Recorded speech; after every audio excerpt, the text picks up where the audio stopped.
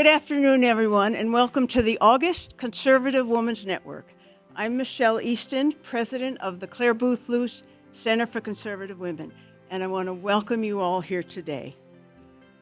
I'm very pleased today to have the opportunity to introduce my friend and our speaker, Kimberly Begg. Kimberly will be discussing her new book, Unbreakable Saints Who Inspired Saints to Moral Courage. 14 saints in all, right? Her talk is called How Courage Can Save America. Courage is something we talk a lot about here with young women at the Clare Boothe Luce Center for Conservative Women. The book is actually in the tradition of Clare Boothe Luce's 1952 book, Saints for Now, where she also writes about extraordinary Christian lives that have important lessons in them. It's a call to action, this book is, for conservatives to stand strong in their faith and values, even when facing trials, and to raise their families to uphold these important principles. Now, I first got to know Kimberly when she was an undergraduate at Rutgers University in New Jersey, probably the most radical feminist university in America. And Kimberly wanted to present alternative views to the feminist and other leftist notions being taught at Rutgers. And so she put on a lecture at the Luce Center featuring Suzanne Fields, a conservative columnist, an author, who was also a wonderful Jewish grandmother. And she actually won over some of those feminists, didn't she? Now, Kimberly is an accomplished attorney with more than 20 years of experience working to strengthen conservative and Catholic causes.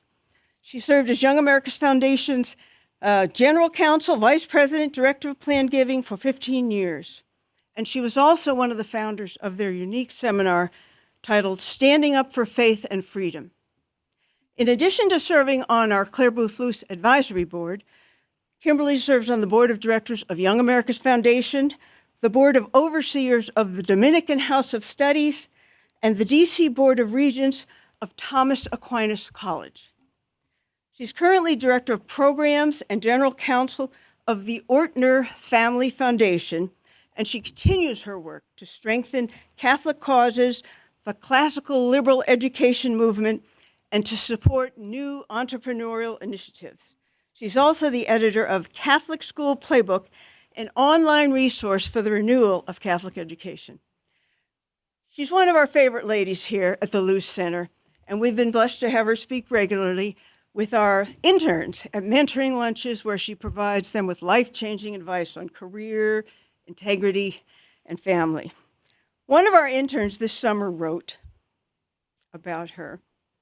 One of my favorite role models from the internship is Kimberly Begg, a writer, attorney, and member of the CBL Advisory Board. She shared so much wisdom with us. I've done many coffee chats with professionals throughout my time in college, but Kimberly gave the most insightful advice that I've ever been given. When I asked her how to choose the right career path, Kimberly told me that I shouldn't worry about career decisions 5 or 10 years from now.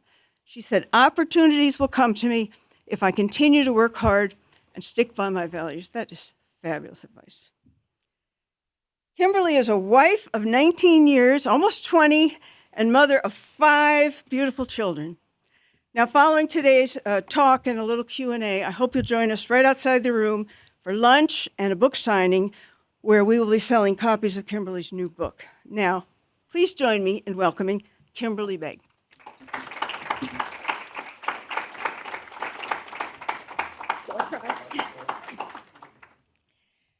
Thank you, Michelle. You actually did have me tearing up just a little bit during that introduction. I can't tell you what a pleasure it is to be speaking as a part of the Conservative Women's Network, and especially here at Clare Boothe Luce Center for Conservative Women. As Michelle noted, this is an organization that has been a part of my life for a very long time, actually more than 25 years now, which is really just incredible. I remember that experience at Rutgers so well. And let me just tell you, maybe in the 90s, it was not the kind of mobs that we see today on college campuses. But let me just tell you, the feminist students, they showed up and they were asking a lot of them very angry questions. And Suzanne Fields just handled herself with such grace and poise, and she was so respectful to the students. I think that some of our most powerful students speakers, the reason they are so effective on college campuses is because they are there to bring truth. They are there to open the eyes of some of these students who have been, really given a great disservice by getting an education that does not present them with the full truth. So that was really an important experience for me as a young college student, a young adult. And through the years, I've had the pleasure to be involved with a lot of what Clare Boothe Luce does, and I love speaking to the interns. Michelle has been a personal mentor for me for many, many years. And I've just seen what she and her team have been able to do for the young women who come here and how they empower young women to encounter the world with truth and goodness and beauty and poise and grace and courage, which is a nice segue to my talk here. I'm going to be talking about how courage can save America. And this is a topic that I am eager to address because I know that there are a lot of people right now who feel just an overwhelming sense of despair over the state of our country right now. So I hope to be able to offer some hope and also a path forward. Some of what I'm going to be talking about are the practices of our ancestors. So these are my ancestors and probably many of your ancestors too, and what they did in their communities to pass on American values. And also what whole communities of families are doing today to do the same thing, to pass on their American values to their own members of their children and future generations of Americans. And that is what all of us need to be doing. So, okay, America in 2023 is in rough shape. We are a country increasingly burdened by brokenness, by mental illness and suicide and drug use and responsibility avoidance, and 40% of babies who are born out of wedlock. This is 40% of babies who are to be raised not in a family that will be able to provide security and safety and a loving home in a very natural family environment. So those babies are already starting off their life in brokenness. What's more, we are sharply divided as a country on how to heal our country's brokenness. About 50% of us, and I'm included in this 50%, think that what we need is a greater promotion of traditional American moral values and lifestyles. So that's 50%. But then there are 42% of Americans who say what is needed is not a rededication to traditional American values, but actually more tolerance for non-traditional values and non-traditional lifestyles. It's hard to imagine what more tolerance would mean when elites at the highest level of society, highest levels of government and the media and the corporate world already promote the most radical aspects of a woke agenda that is shockingly intolerant of American values. So, what would greater tolerance mean? I think the state of California gives us somewhat of a preview of what is to come. Right now, they are considering a bill that would give the government power to revoke the custody of parents who refuse to affirm the lie that they have a child who has been born in the wrong body and will become whole and happy if they undergo disfiguring surgeries and take dangerous puberty blockers and other drugs. This is a horrific proposal. It would endanger children, violate parental rights, and it would normalize egregious abuses of government power to the lengths that we have never seen before. So I understand the despair. I do, but I don't share it. I tend to be a little bit more optimistic than I think a lot of us, and I think one of the reasons is because for the last 2 years, I have been immersed in the lives of some of the greatest heroes, most courageous human beings who have ever lived. Their stories have become a part of me in a very real way. There is much a part of my memory as the stories I've collected throughout my life through my own lived experiences. And so I can draw from them in a very real way, and I can look at their challenges and my challenges. And I can see how they handled their challenges, and it very much guides me in my own decisions for myself and also for my family. So, this very concept that heroes inspire heroes, or more to the point of my book, that saints inspire saints, it's what connects the stories in my book to each other. It is also what connects each and every one of us to the generations who have come before us. And it's what shows us a path forward for ourselves and our families and our great country, if we have the courage to see it. You see, our biggest challenge as Americans is not that we need better data or more persuasive arguments, or even that we need better laws that are rooted in eternal truths. It is that we need moral courage from good people who know what truth is, who know what goodness is. We need them to act courageously in their lives. Now, as Americans, we all come from different traditions. Despite our different backgrounds, what has always bound us together has been our love of freedom and our love of human flourishing. These are the very principles that our country was founded on, and they're articulated so beautifully in the Declaration of Independence, which reminds us that there are some eternal truths out there that truly are self-evident, and also that we are endowed, each and every one of us, by our Creator with the inalienable rights of life, liberty, and the pursuit of happiness. These inalienable rights are natural rights, understood in the Judeo-Christian tradition as rights that come from God, that are owed to all human beings by virtue of our humanity, because we are all made in the image and likeness of God, our Creator. These are the rights that have been passed down through generations, through the earliest texts of the Old Testament, through the Gospels and other readings and writings of the New Testament, and through the greatest philosophers and theologians and political thinkers of all time. There's never been a time in the history of the world where human beings have not tried to abuse earthly power to achieve earthly success by evil methods. As a Catholic, I appreciate the many rich writings of the Church responding to these abuses and confirming eternal truths.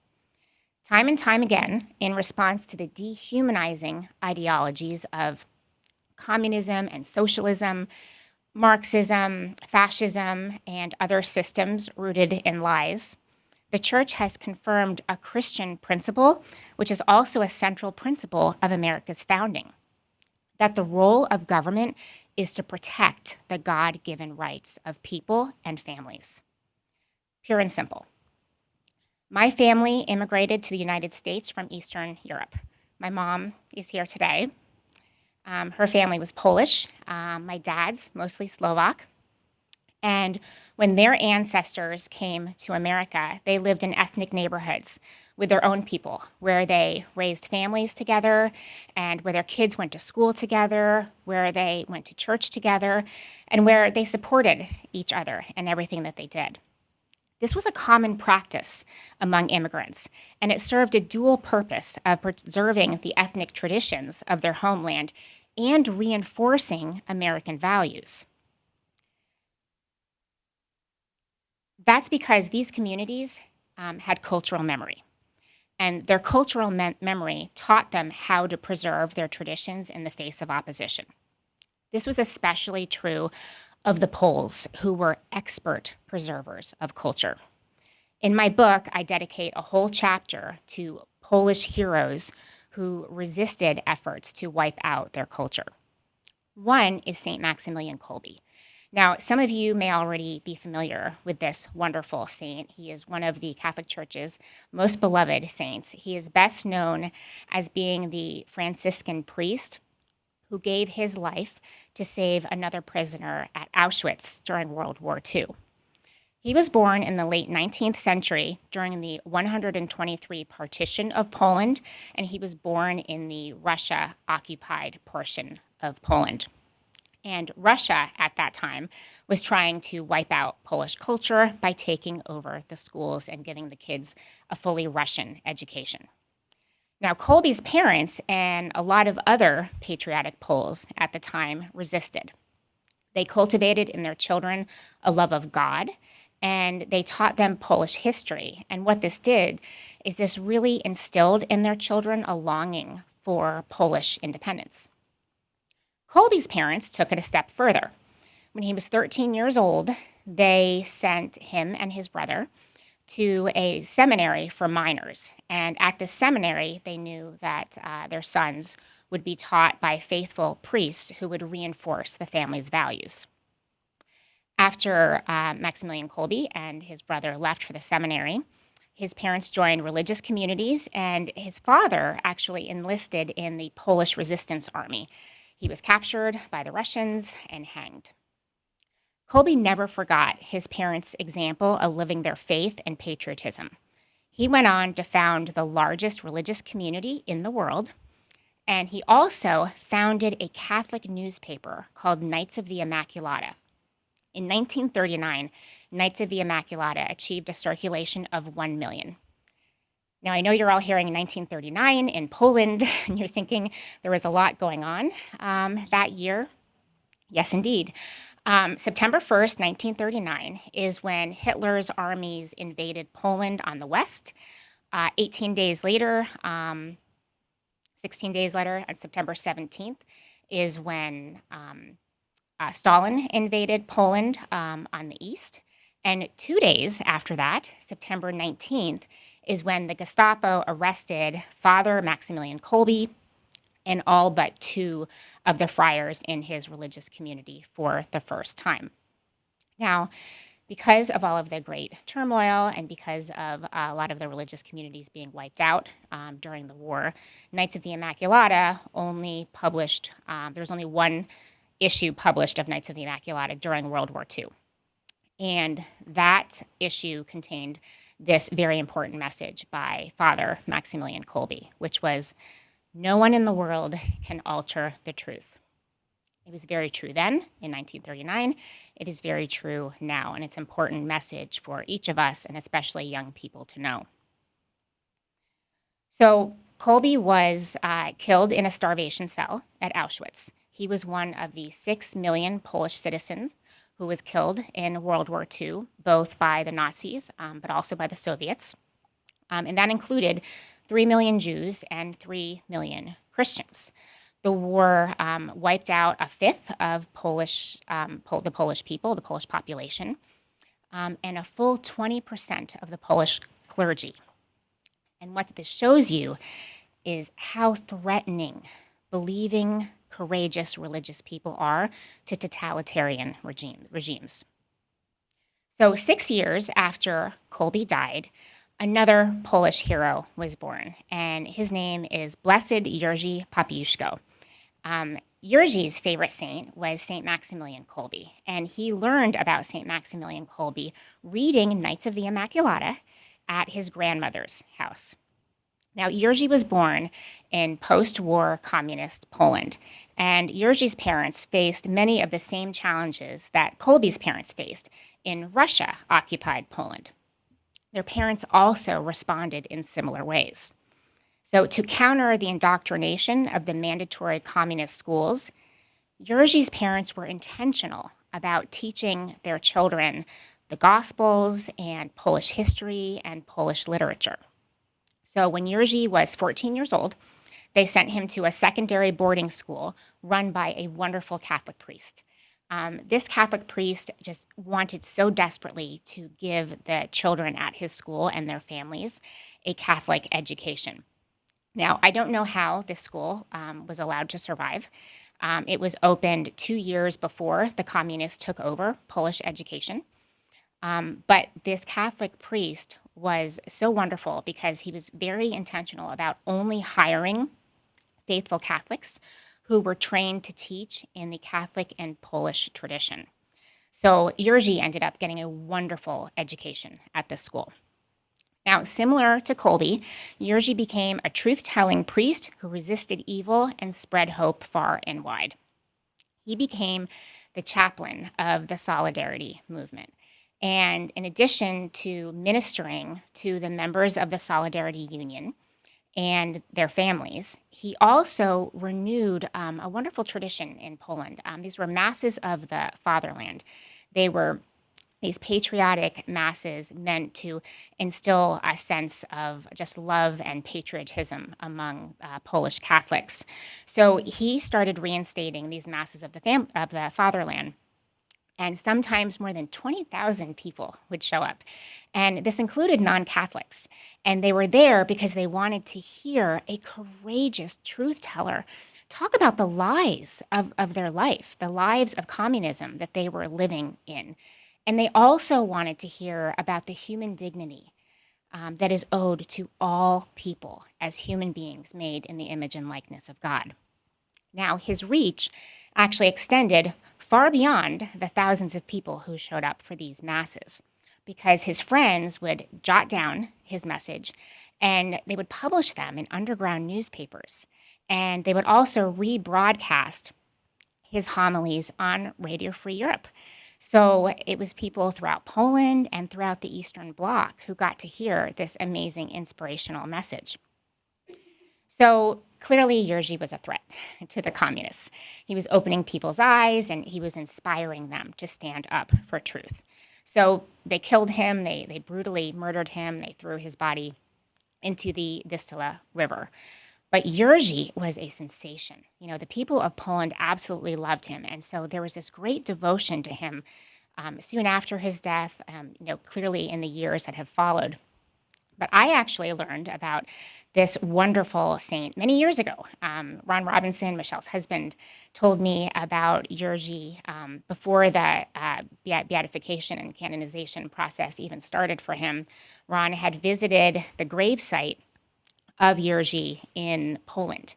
And I was very struck by this comment because he had been to many other wonderful pilgrimage sites throughout Europe. And he had said that it was the most spiritually profound experience of his life. And I think part of that is because he was there with people who knew Yerji personally. You know, this was just a few years after the fall of the Berlin Wall.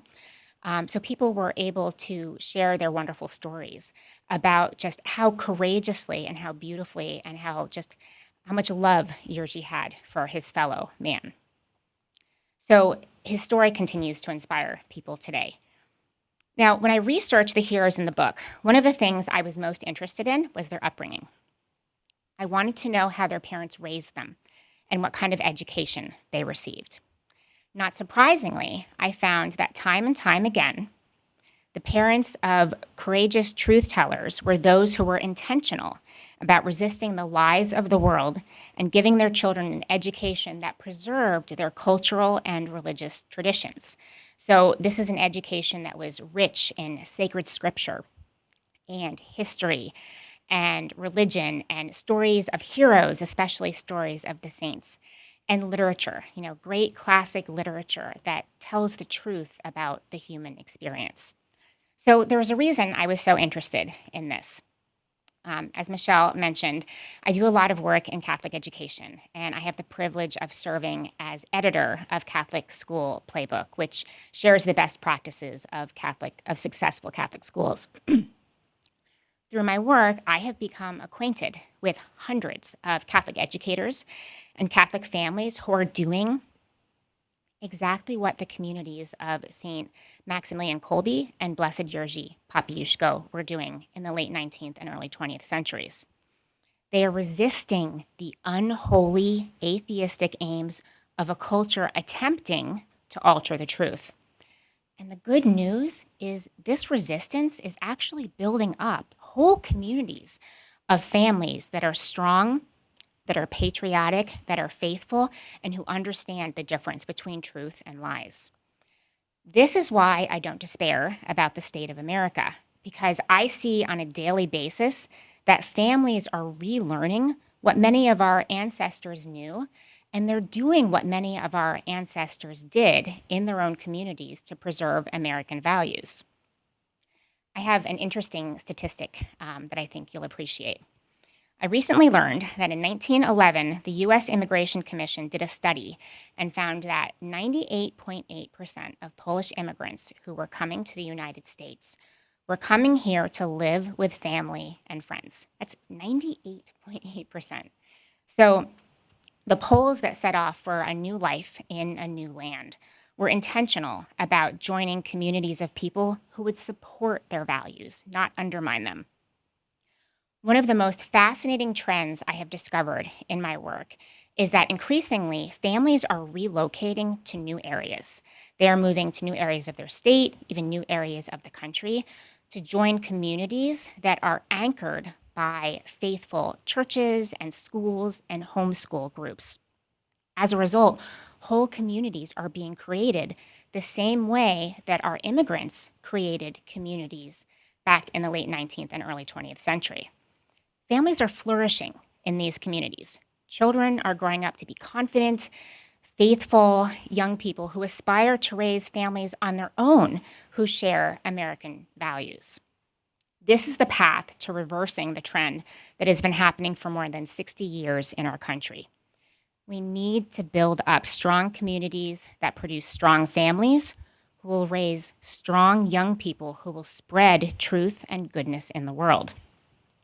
This means building community wherever we live, through schools, through churches, through groups associated with local and national organizations like Clare Boothe Luce, where truth and goodness can flourish and where they can be passed on to the next generation. In every area of our country, there are like-minded patriots who could be supporting each other.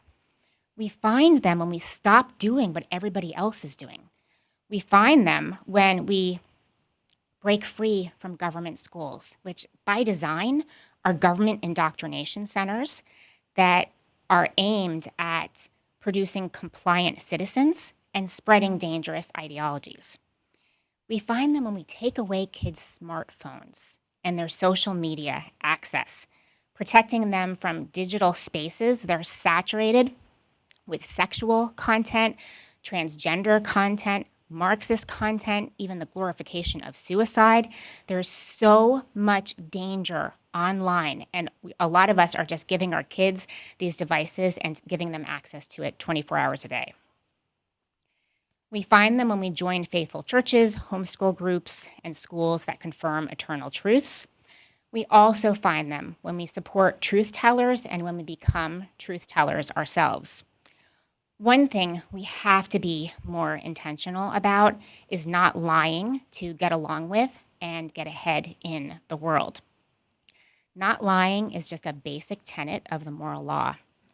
And we can't be so willing to let ourselves off the hook about our duties to our families and our country.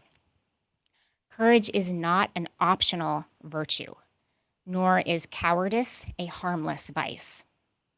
The hard truth is we are where we are in our country today because many of us have just been afraid to do the hard things, to say self-evident truths out loud, to stop the cycles of brokenness perpetrated by the spread of lies, to chart a path rooted in truth and goodness aimed at the promotion of human flourishing. I will end with one of my favorite stories. It is about G.K. Chesterton, the renowned 20th century writer, philosopher, and historian. Once, a newspaper asked him to share his thoughts on what's wrong with the world today. He responded simply, "Dear sirs, I am." It was a clever response to illustrate a hard truth, which is we are all a part of the same broken world, and we all contribute to its brokenness through our actions and through our inactions. It is not enough to know the truth that is written on our hearts. We must live the truth courageously every single day in the world. This is how we will save America. Thank you. That's perfect. What a wonderful talk. What an inspiring talk. And there you go. A wonderful introduction to this very, very special book. Thanks, We have a little bit of time for Yes, Q&A? absolutely. I'd love it. Okay, I have a couple of mics here. If you just give your name and identify yourself.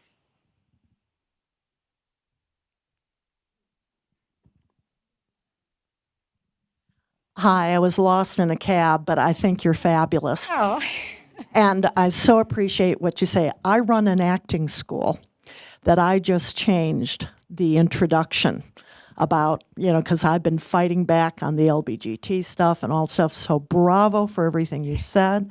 I also am lucky to have Father Scalia as my pastor, St. James, and just thank you so much. Can't wait to buy your book. Just appreciate it so much. Thank you. how wonderful. Thank you. And I'm working with Dr. Ben Carson right now, and we're doing a whole series about real history and stuff like that. I'll tell you about it later. But thank you for your work. Thank you. Thank you. That's very kind.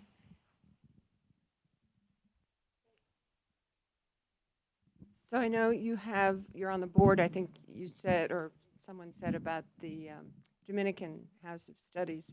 So does your book address at all Aquinas and the natural law? Not only in so much as it is revealed through the courageous actions and the very holy lives of the saints. So no, but I hope to write another book. So maybe.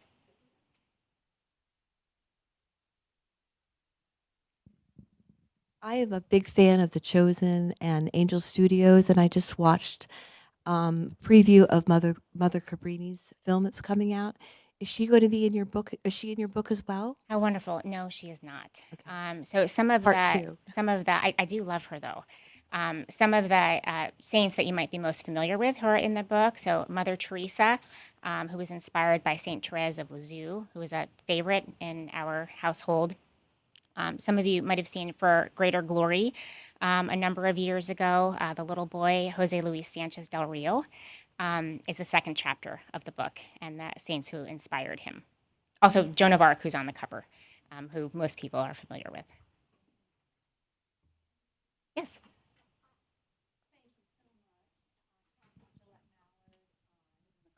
Thank you. Um,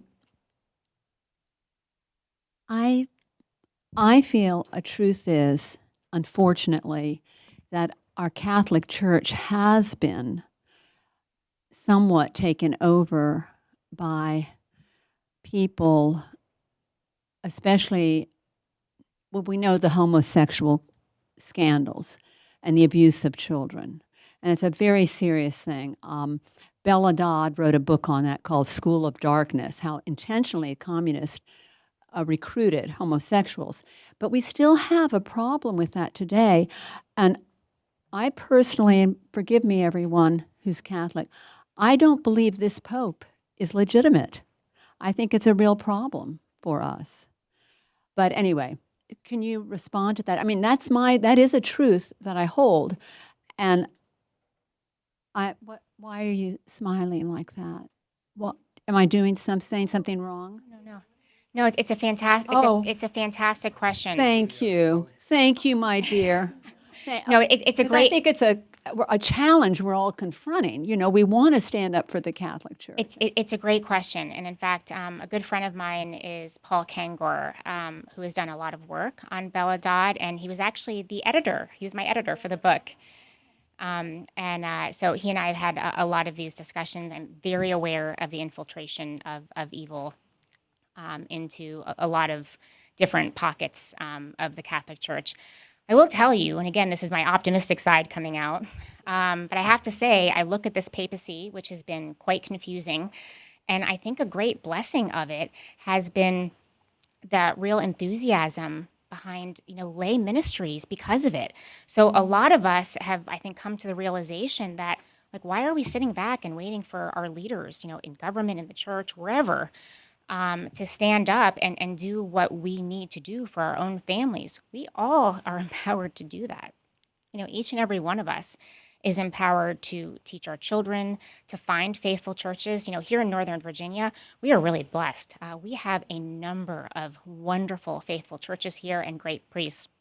I'm blessed to be a part of the St. Catherine's community in Great Falls, and Father Pekorski is just such a wonderful blessing to me. But often, if I can't go to St. Catherine's for a number of reasons. There are many other faithful churches that I can go to, but that's actually true in a lot of parts of the country. So we can find our people.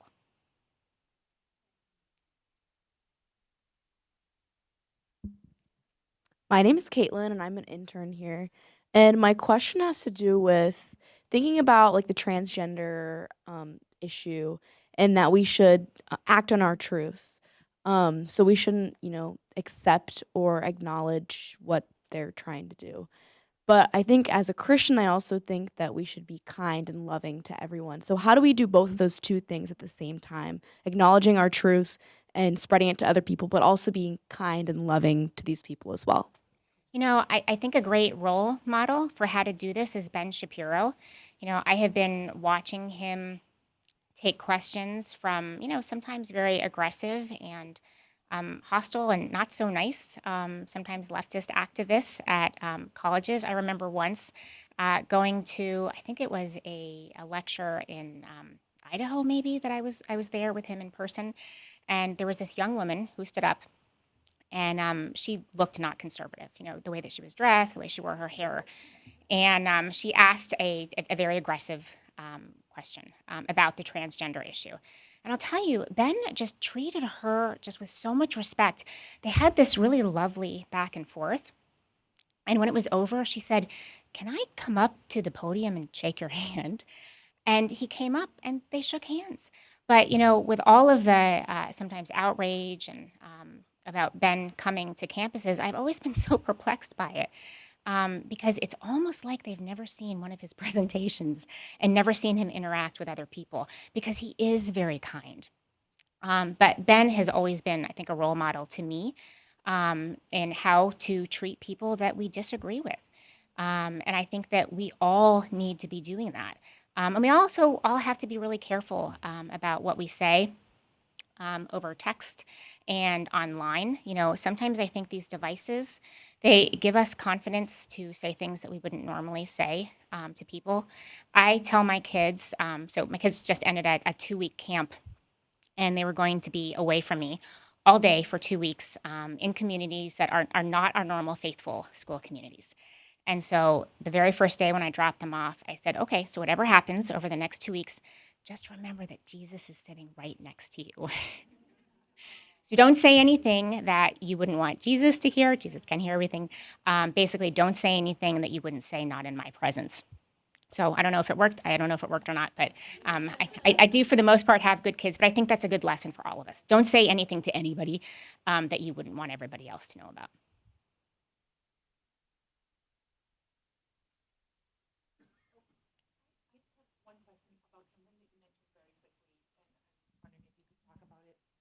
A little bit more, and that was something in your in those organizations that you're associated with, a playbook. Oh, Catholic yes, I'm happy to talk about this. Thank you so much. Okay, so I have the privilege of serving as editor of Catholic School Playbook, and it is an online resource for anybody interested in Catholic education. So that's parents and educators and principals, pastors, anybody interested.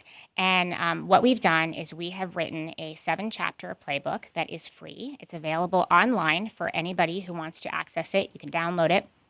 And it shares the best practices of Catholic schools, and, spoiler alert, the very best practice of a Catholic school that makes it successful, that ensures full enrollment and even wait lists, is to be faithfully Catholic.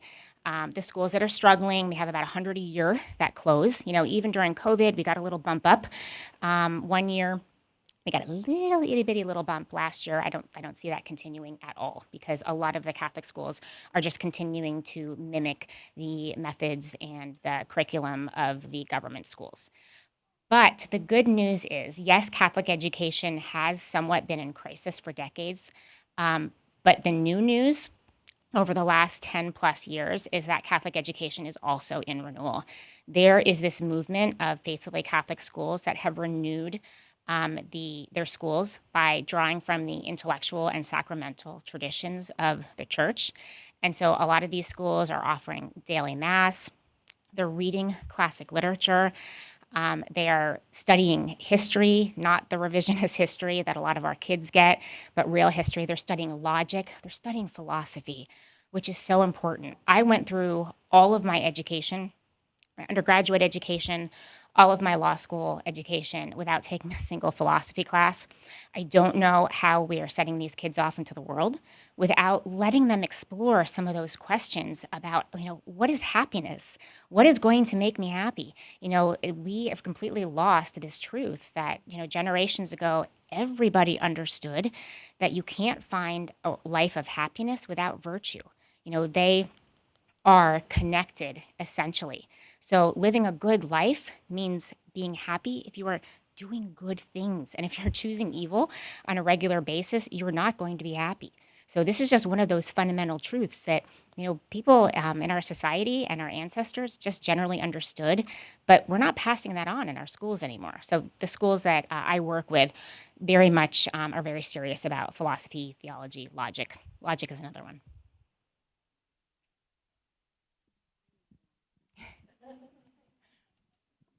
I'm Dr. Sheila Fury. I'm the president of the Virginia Medical Freedom Alliance in Virginia, obviously. And I want to say to all the women in the room and to amplify what you have said, we are called to be Joan of Arc now. We are ordinary women in extraordinary times. And it is critical that we speak the truth because our children need to hear the truth. And if we do not speak the truth, if we remain silent to not cause a ruffle in the room, our children are the ones who are losing. And so I just want to applaud your work and say that, we're having an event next Saturday here in Fairfax, that it is women and, good men, because there are many good men who support us and back us. And it is without us speaking, if we continue to be silent, what we have to say in our heads is we are allowing the slaughter of our children because the other side is happy to take our children without a blink of an eye and abuse them. That was beautifully stated. I will just add one point that I make a few times in the book, and that is that all of us were born at a particular time in a particular area of the world to particular families in different communities for a particular purpose. And we can see this time and time again in the lives of the saints. Saint Joan of Arc did not want to go into battle. Saint Joan of Arc wanted to be home on her family farm. She loved her family. She mentioned this a number of times throughout her journey. She wanted to be home, but she felt like she was being called. She knew she was being called to go out into the world. And in fact, she mentioned several times that she knew that she was the only one who could save France. And she knew that this was her mission. I believe that about all of us. I believe that we've all been put here. You all know the truth. It is written on our hearts. And to deny it to others who come into your lives, other members of your family, if you're in an office environment, other people that you encounter at work, just other people, day to day, to hide that from other people is uncharitable. It is not kind, it's not helpful to others, and it's cowardly. A lot of us today, I think, we like to say that we're being prudent. Just wondering, there's a story I wanted to tell, and I'm wondering if I should tell it or not.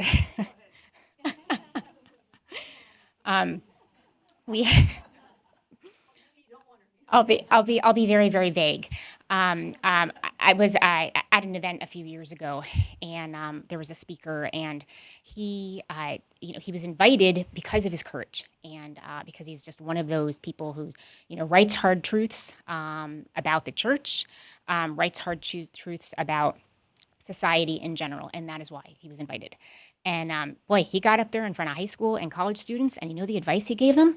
He said, keep your heads down, get the good grade, get out of school. It is just about the worst advice I can imagine giving our young people, because if you keep your head down when you're little, those are the habits you are going to develop. And it is soul endangering. It is just crushing to your character. We have to be raising, as you said, Joan of Arcs. In my book, I actually say we have to be prepared to raise martyrs. You know, we need young people who know who they are, who can look at these eternal truths. Does anybody look at a transgender man and think that it's a woman, or a transgender? No, we all know the truth. You know, having a surgery, removing healthy organs, manipulating skin in a way to appear like it is something of from the other sex. That doesn't make you a man. That doesn't make you a woman. We all know this. And if we can't even say what is so obvious out in society, our children are really in a bad way, and we really need to be mentors for the younger generation. That's why I love the work that Clare Boothe Luce does so much, and having these amazing class of interns. I've been so blessed to be able to spend some time with them this summer, and they really are remarkable. But we need to pass on this courage, and to do it with such poise and grace, getting back to your question, in friendship with our brothers and sisters in Christ. We have a couple of gifts here. What an inspiring talk. Thank you, Michelle. What a wonderful book. And I have two gifts for you. All right. This is my book. And the first chapter is how central faith is to raising a conservative daughter. So I want to give you that. And this is our limited edition coffee mug All right. with the famous saying, read it. Oh, I love it. Courage is the ladder on which all the other virtues mount. I should have quoted that in my remarks. Clare Boothe Luce.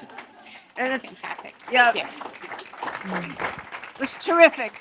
Kimberly has graciously agreed to sign some of her books if you care to get one outside. Plus, we have lunch right outside the hall. Anything else, Lindsay? Thank you, Lindsay, for putting this together. God bless you all. This is perfect.